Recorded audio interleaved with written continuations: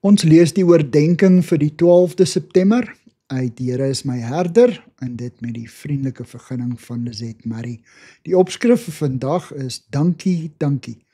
Ons teksvers kom uit Eksodus 15 vers 20 uit die boodskapvertaling. Dit sê, Aaron se suster Miriam was 'n boodskapper van die Here. Sy het 'n tamboerijn gevat en begin dans. Al die vroue het agter haar aangedans en op hulle tamboeryne geslaan. In Eksodus 15 sing Moses en die volk tot lof van die Here, wat hulle deur die Rietsee gelei het nadat hy die Egiptenare deur die watermassas verswelg het. In die stilte van die woestyn klink hulle oorwinningslied op.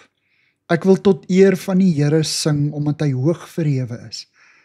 Perd en strydwa het hy in die see geslinger. Die Here is my krag en my beskerming. Hy het tot my redding gekom. Die Here regeer tot in ewigheid. Net hierna dans en sing die vroue, aangevoer deur Miriam, Moses en Aaron se suster met haar tamboerijn. Hulle lied is 'n byna woordelikse herhaling van die lied wat Moses en die volk gesing het. Die boodskap is ook dieselfde. Al die eer kom God toe. Hy is hoog verhewe. Daar is niemand soos hy nie. Die Israeliete het God in hulle benoudheid aangeroep, en hy het hulle gebede verhoor. En nou hef hulle 'n danklied aan.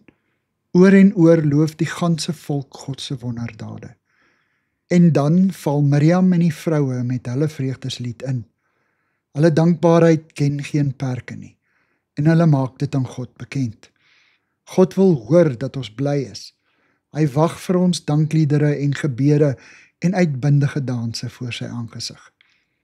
Sê ons dankie wanneer God ons gebede verhoor, en doen ons dit met ons hele hart en siel. Here, gee my 'n dankbare hart. Amen.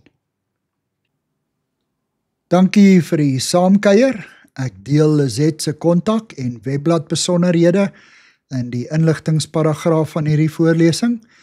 Daar is ook skakels na voorlesings van Lizette se ander publikasies wat op hierdie platform beskikbaar is.